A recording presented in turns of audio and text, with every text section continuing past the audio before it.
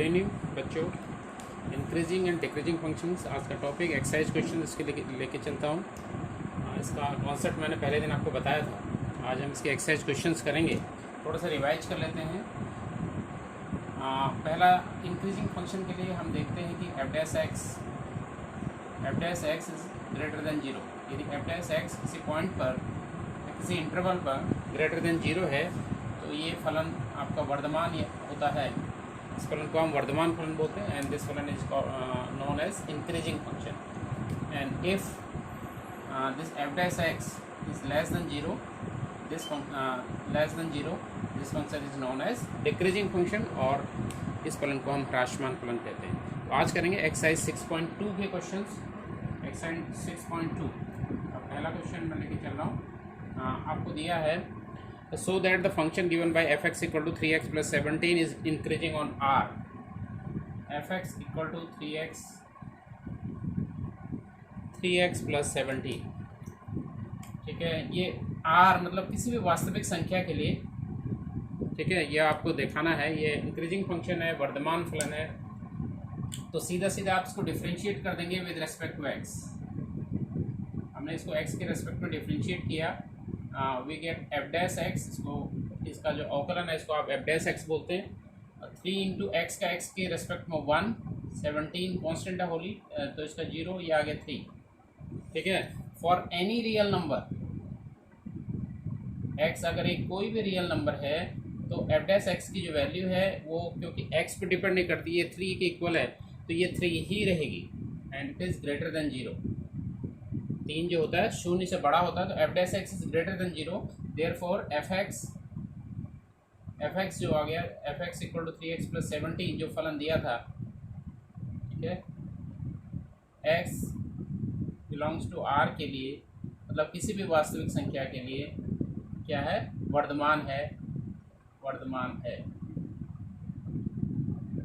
This f equal to 3x plus 17, x belongs to r is an increasing function for any value of, for any real number, this function is increasing function. अब एक second question है exercise का, fx equal to exponential 2x। इसको भी हम differentiate किया हमने with respect to x। तो f डैश x जो हमारा आएगा, एक्सपोनेंशियल 2x का पहले आप 2x के रेस्पेक्ट में निकालेंगे और फिर 2x का x के रेस्पेक्ट में निकालेंगे। फलन का फलन, फंक्शन ऑफ फंक्शंस। तो एफ डैश एक्स जो हमें मिल जाएगा एक्सपोनेंशियल, अगर ये y तो इसका आगे एक्सपोनेंशियल 2x का 2x के रेस्पेक्ट में हो गया 2x, एक्सपोनेंशियल 2x, और 2x का x के रेस्पेक्ट में हो गया 2 इंटू 1 दैट इज 2। तो ये आ गया 2 एक्सपोनेंशियल 2x, ठीक है। तो F dash X equal to 2 exponential 2x को एक्सपोनेंशियल x का स्क्वायर लिख लेंगे, एक्सपोनेंशियल x का स्क्वायर। अब एफ डैश एक्स हम चेक करेंगे for any value of r कि 2 जो है एक पॉजिटिव नंबर है और किसी भी संख्या का वर्ग एक्सपोनेंशियल x का होल स्क्वायर है। तो किसी भी रियल नंबर का स्क्वायर जो होता है, एक रियल नंबर होता है हमेशा, तो positive into positive is positive, तो एक ग्रेटर देन 0 आ गया। For any value of, for any real number f dash x is greater than 0, so therefore fx equal to exponential 2x, x belongs to r, एक वर्धमान फलन है, एक वर्धमान फलन।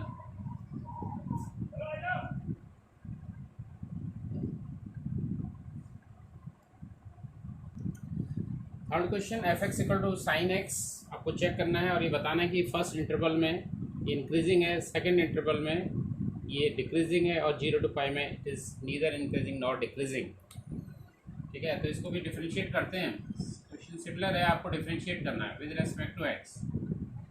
एप्लीकेशन ऑफ डेरिवेटिव आप पढ़ें तो डिफ्रेंशिएशन आपको करना है x के रेस्पेक्ट में। एफ डैश एक्स में मिलेगा साइन x का, आप सीधे सीधे लिख सकते हैं कॉस x, ठीक है। तो एफ डैश एक्स सबसे पहले हम देखते हैं 0 to π/2 में फर्स्ट क्वाड्रेंट की मैं बात करूँगा। 0 to π/2 means first quadrant.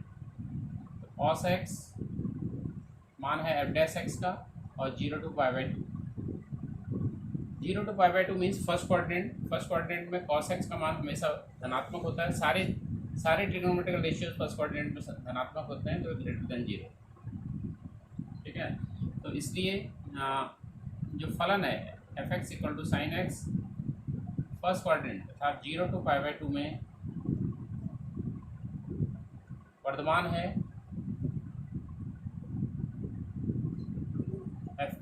fx equal to sine x is an increasing function in 0 to π/2 in the interval 0 to π/2। Second part फिर हमें देखना है this F dash x in second quadrant B π/2 to π।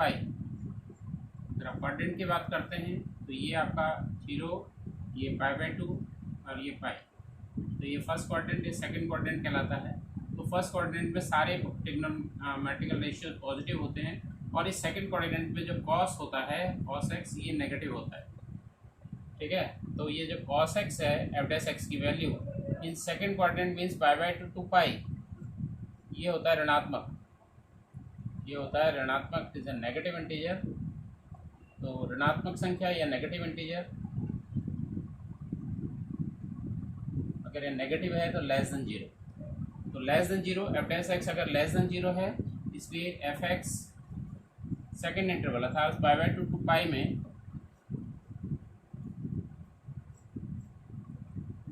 ह्रासमान है, decreasing function है,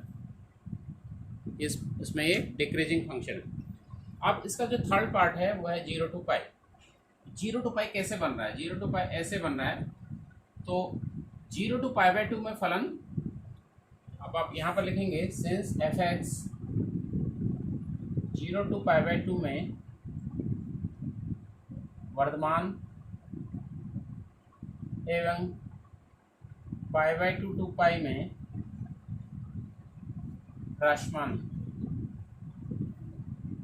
ये आपने यहाँ पर देख लिया, ये फर्स्ट क्वाड्रेंट में वर्धमान है, सेकंड क्वाड्रेंट में ह्रासमान है, इसलिए एफ एक्स जो है 0 to π में, 0 to π मीन्स फर्स्ट और सेकंड क्वाड्रेंट की हम पूरे की बात कर रहा हूँ, में ना तो वर्धमान है ना ही ह्रासमान। Therefore, this function fx is neither increasing nor decreasing function in 0 to π, क्योंकि 0 से π/2 तक ही इंक्रीजिंग है और उसके बाद ये डिक्रीजिंग फंक्शन हो जा रहा है। Question number 4, fx equal to 2x² - 3x को आपको बताना है कि किस इंटरवल में ये वर्धमान है और किस इंटरवल में ह्रासमान है। Find the interval in which this function is increasing and और डिक्रीजिंग एंड डिक्रीजिंग, दोनों इंटरवल्स आपको निकालने हैं। तो वही तरीका है, डिफरेंशिएट कर देंगे इसको with respect to X, we get F dash X, और ये 2 × x² का हो जाता है 2x - 3 × 1, तो ये आपका जाएगा 4x - 3। अब एफ डैश एक्स आपको इंटरवल जब भी निकालना होता है तो फर्स्ट जो डिफरेंशियल है एफ डैश एक्स को आप 0 रखेंगे, तो दिस इम्प्लाइज 4x - 3 = 0, तो इससे 4x = 3, x = 3/4, आपको एक x की वैल्यू निकल के आ रही है 3/4। जब नंबर लाइन आपकी है 1 2 3 अप टू इन्फिनिटी, और इधर को -1 -2 -3 अप टू -1, x = 3/4, 3/4 मीन्स 1 से कम, तो यहाँ कहीं होगा x = 3/4। अब ये जो x = 3/4 है, इस पूरे नंबर लाइन को दो इंटरवल में डिवाइड कर रहा है। तो फर्स्ट इंटरवल इज -∞ से 3/4, इसका फर्स्ट इंटरवल है, ये यहाँ तक है। Second interval 3/4 to ∞। दो इंटरवल आपने फाइंड आउट कर लिए। अब इन दोनों इंटरवल में आपको एफ डैश एक्स की वैल्यू देखनी पड़ेगी। एफ डैश एक्स जहाँ पॉजिटिव होगा वहाँ पर ये इंक्रीजिंग या वर्धमान फलन होगा, और जहाँ पर एफ डैश एक्स नेगेटिव होगा वो है डिक्रीजिंग, वहाँ पर ये डिक्रीजिंग या ह्रासमान फलन होगा। इसको हम चेक करेंगे।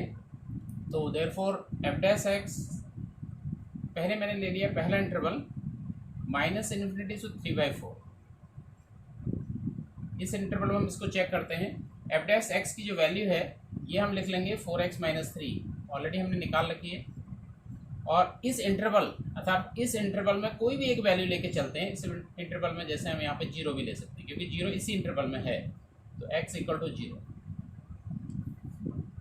तो 4 × 0 - 3, ये -3 आ गया, तो लेस देन 0, ये लेस देन 0 आ गया। ठीक है, तो लेस देन 0 मीन्स ह्रासमान आ गया, यहाँ पर ये डिक्रीजिंग फंक्शन है। देयरफॉर अंतराल -∞ से 3/4 में f(x) ह्रासमान है, या बोल सकते हैं therefore f(x) is decreasing in the interval -∞ to 3/4। And second one is f'(x), check करेंगे सेकेंड इंटरवल में 3/4 to ∞। इसमें चेक कर लेते हैं। f'(x) की वैल्यू वही है 4x - 3। तो इस इंटरवल में कोई भी x की एक वैल्यू ले लेते हैं, तो 1 भी यहाँ है, 2 भी है, 3 भी है, कोई भी ले लेते हैं, तो हमने x = 1 ले लिया। तो 4 × 1 - 3, 4, ये 4 - 3 दैट इज 1, और 1 इज ग्रेटर देन 0। 1 जो होता है वो 0 से बड़ा आ रहा है, 1 इज ग्रेटर देन 0। यहाँ पर इसको विजिबल नहीं हो रहा है, तो इसको हम ऊपर लिख लेते हैं यहाँ पे।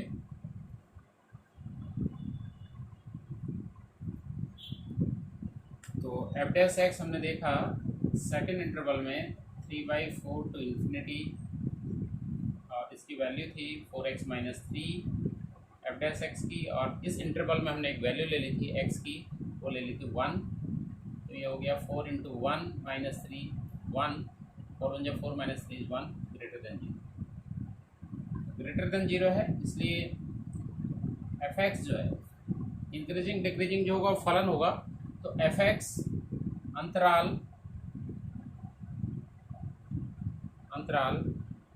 3/4 to ∞ में